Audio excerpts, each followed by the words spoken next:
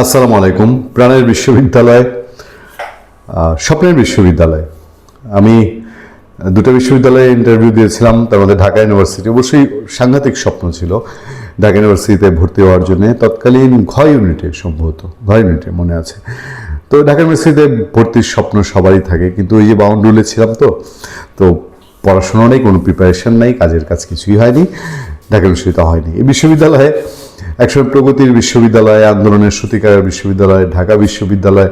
ধরেন যখন একটু একটু ছাত্র রাজনীতির আগ্রহ ছিল সেই সময়, যে ঢাকা বিশ্ববিদ্যালয় একটা সংগঠনের প্রধান হওয়া মানেই হচ্ছে ঢাকা বিশ্ববিদ্যালয়ের সেই প্রধান ভবিষ্যতে কেন্দ্রীয় প্রধান, তারপরে তিনি মন্ত্রী, এমপি। যদি রাজনীতি পার্সপেক্টিভে দেখেন, পড়াশোনার দিক থেকে আমাদের সময় ঢাকা বিশ্ববিদ্যালয়, আইবিএ যখন আসলো না, আইবিএ স্টুডেন্ট ডেঞ্জারাস বিষয়। ঢাকা বিশ্ববিদ্যালয়ে কোনো একজন সাহিত্যে ভালো করছে, নাটকে ভালো করছে, সেই লিজেন্ড। প্রথম আমরা জাহাঙ্গীরনগর ইউনিভার্সিটিতে, ঢাকা ইউনিভার্সিটির আড্ডাটা ছিল মানে একটা জাহাঙ্গীরনগর পড়ার ফাঁকে কবে ঢাকা ইউনিভার্সিটি আড্ডা দিতে আসবো, ঢাকা ইউনিভার্সিটি হলে থাকবো। ইদানিং যেসব অদ্ভুত অদ্ভুত খবর জেনারেট হয় না ঢাকা বিশ্ববিদ্যালয় থেকে, এই অদ্ভুত খবরগুলো আমাদের সময় জেনারেট হতো না। আমাদের বোধহয় দুর্ভাগ্য আর কি, মানে এমন এমন পিকুলিয়ার খবর। এবার বোধ হয়েছে ঢাকা ইউনিভার্সিটির কিছু ছাত্র রোজায় তাদের গরু খাইতেই হবে। এবং দেখেন নিউজটা, এর আগে কিছু অদ্ভুত নিউজ হয়েছে। এই ঢাকা বিশ্ববিদ্যালয় ইসলামী ছাত্র শিবির যখন ডাকসুতে আসলো, এরা গিয়ে বখাটে বুড়া মানুষটা পিটায় লাঠি দিয়ে, এরা গিয়ে বাচ্চা বাচ্চা পোলা পানলে কান ধরে উঠবোস করায়, তারপরে নানান রকম পিকুলিয়ার স্লোগান দেয়, যেগুলো ঢাকা ইউনিভার্সিটির পোলাপান স্লোগান দিবে। বাংলাদেশের ইতিহাসের সেরা স্লোগানগুলো, তোমার আমার ঠিকানা, পদ্মা মেঘনা যমুনা, এই স্লোগানগুলোর সূতিকাগার ঢাকা বিশ্ববিদ্যালয়। সেইখানে এমন সব জঘন্য স্লোগান উৎপত্তি হয়েছে, এবং নারীদের মুখেও সেই স্লোগান দেখেছি। মানে একদম চোখ মুখ বন্ধ করে মনে হয় যে এই বিশ্ববিদ্যালয় আমাদের জীবনে দেখি নেই। আজকে একটা নিউজ জেনারেট করেছে, বুঝছেন, এবং এই নিউজটা পড়ে আমার মনে হচ্ছে দুর্ভাগ্য এই ঢাকা বিশ্ববিদ্যালয়ে আমাদের দেখে যেতে হলো। গরুর মাংস খাইতেই হবে, গরুর মাংস ছাড়া রমজান হয় না, ইফতার হয় না, ইবাদত হয় না, মনে হয় রোজা কবুল হবে না গরুর মাংস না খেলে। হেডলাইনটা হচ্ছে এরকম, মেনু থেকে গরুর মাংস বাদ, ঢাকা বিশ্ববিদ্যালয়ের শিক্ষার্থীদের ইফতার বয়কট। মেনু থেকে গরুর মাংস কেন বাদ দিল, সেই জন্যে ইফতার বয়কট করতে হবে। চিন্তা করেন, এটা ঢাকা বিশ্ববিদ্যালয়। খবরটা চলেন একটু বিস্তারিত পড়ি।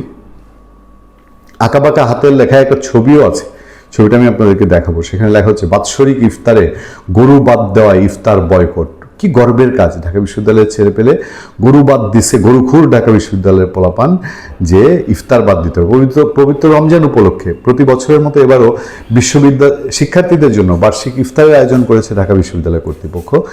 তবে দীর্ঘদিনের প্রচলিত মেনুতে পরিবর্তন এনে গরুর মাংস বাদ দিয়ে মুরগি সংযোজনের সিদ্ধান্তে ক্ষোভ ছড়িয়ে পড়েছে শিক্ষার্থীদের মধ্যে। এটা আবার নিউজ। ইতিমধ্যে বিভিন্ন হল, সংসদ ও সাধারণ শিক্ষার্থীরা ইফতার বর্জনের ডাক দিয়েছেন। ইসলামী ছাত্র শিবির আছে না ওখানে, গরু মাংস বাদ দিলে ইসলাম টিকে না। রোববার রাতে প্রভু স্ট্যান্ডিং কমিটির সভায় আগামী 4 মার্চ অনুষ্ঠিত ইফতারের মেনু চূড়ান্ত করা হয়। সবার শেষে জানানো হয়, এবারের ইফতারের মেনুতে গরুর মাংস রাখা হচ্ছে না, তার পরিবর্তে থাকবে মুরগির আইটেম। কি কষ্টের কাজ, বাঙালি গরু ছাড়া চলে না বাঙালি মুসলমান। সিদ্ধান্ত প্রকাশের পরপরই সোশ্যাল মিডিয়ায় প্রতিক্রিয়া জানান শিক্ষার্থীরা। অনেকে 4 মার্চ ইফতারের টোকেন নিয়ে তা ফেরত দেওয়ার আহ্বান জানান, কেউ কেউ খয়রাতি ইফতার উল্লেখ করে প্রতিবাদ জানান এবং বিকল্পভাবে গরু ভোজের আয়োজনের আহ্বান জানান। চিন্তা করেন অবস্থা, গরু ইফতারের মেনুতে বাদ, তো ইফতার বয়কট। মানে এটার মধ্যে একটু সাম্প্রদায়িকতা আছে না? ঢাকা ইউনিভার্সিটিতে কি শুধু মুসলমানরাই পড়ে? হিন্দু, বৌদ্ধ, খ্রিস্টান, নিরামিষী তারা পড়ে না? শিক্ষার্থীদের অভিযোগ, তাদের ন্যায্য প্রত্যাশা ও দাবিকে উপেক্ষা করে প্রশাসনের সিদ্ধান্ত নিয়েছে। একটা হরতাল ডেকে দেখ, গরু কেন বাদ যাবে? একটা হরতাল ডেকে দেওয়া হচ্ছে না? ঢাকা বিশ্ববিদ্যালয়ের কেন্দ্রীয় ছাত্র সংসদ কার্যনির্বাহী সদস্য মিফতাহুল হুসাইন আল ফারুক বলেন, ডিনস কমিটি ও প্রভু স্ট্যান্ডিং কমিটির সভায় শিক্ষার্থীদের দাবি গুরুত্ব পায়নি। রমজানে ক্লাস পরীক্ষা স্থগিতের দাবি এবং ইফতারে গরুর মাংস সংযোজনের প্রস্তাবও অগ্রাহ্য করা হয়েছে বলে অভিযোগ করায়। রমজানে পড়াশোনা বাদ, আর নাহলে ইবাদত হবে না। ডাকসুর সমাজ সেবা সম্পাদক এবি জুবায়ের বলেন, ডাক্তার সমাজ এবি জুবায়ের বলেন, বিষয়টি অনেকের কাছে তুচ্ছ মনে হলো, এটি গুরুত্বপূর্ণ। কেন গুরুত্বপূর্ণ? উপমহাদেশে গরুর মাংস অনেক সময় রাজনৈতিক ইস্যু হিসেবে ব্যবহৃত হয়। প্রশাসনের সিদ্ধান্তের পেছনে রাজনৈতিক প্রভাব থাকতে পারে। মানে হিন্দুরা বলে দিচ্ছে যে গরু রাখা যাবে না, আমরাও ইফতার করব, নেকি কামাবো, এই জন্যে। মানে চিন্তা করেন ঢাকা বিশ্ববিদ্যালয় কোথায় গিয়ে দাঁড়িয়েছে। তার মতে উপমহাদেশে গরুর মাংস অনেক সময় রাজনৈতিক ইস্যু হয়। ডাকসু ছাত্র পরিবহন সম্পাদক আসিফ আবদুল্লাহ এক ফেসবুক পোস্টে জানান, গত বছরগুলোতে গরুর মাংস দেওয়া হলেও নতুন প্রশাসন তা বাদ দিয়ে মুরগির মাংস এনে দিয়েছে। মানে বিচিত্র বিচিত্র সব কাণ্ড কারখানা ঢাকা বিশ্ববিদ্যালয়ে ঘটে। এই ঢাকা বিশ্ববিদ্যালয় এই গণ্ডিতে যে ঢুকেছে, এই গণ্ডি থেকে এই বিশ্ববিদ্যালয় কবে কিভাবে আর বের হয়ে আসবে? গরুর মাংসের জন্য ইফতার বয়কট করে ঢাকা বিশ্ববিদ্যালয়ের ছাত্ররা মানে ক্ষোভ জানায়, এর চেয়ে লজ্জার কিছু আছে? তাদের লজ্জা করে না যে গরুর মাংস ইফতারে নাই দেখে আমি ইফতার খামো না? এই ধরনের তারা এই ঢং ধরছে, এই ধরনের ভং ধরছে। আসলে ঢাকা বিশ্ববিদ্যালয়কে কোথায় নিয়ে যাওয়া হচ্ছে, আমার আলোচনার মূল ইস্যুটা হচ্ছে এইখানে। দিনকে দিন প্রাচ্যের অক্সফোর্ড খ্যাত এই বিশ্ববিদ্যালয়ে শুধু কি শিক্ষা মানে পড়াশোনায় পাশ করলাম তাই? আর গত 1-1.5 বছরে বিশ্ববিদ্যালয়ে পড়াশোনা কোথায় গেছে?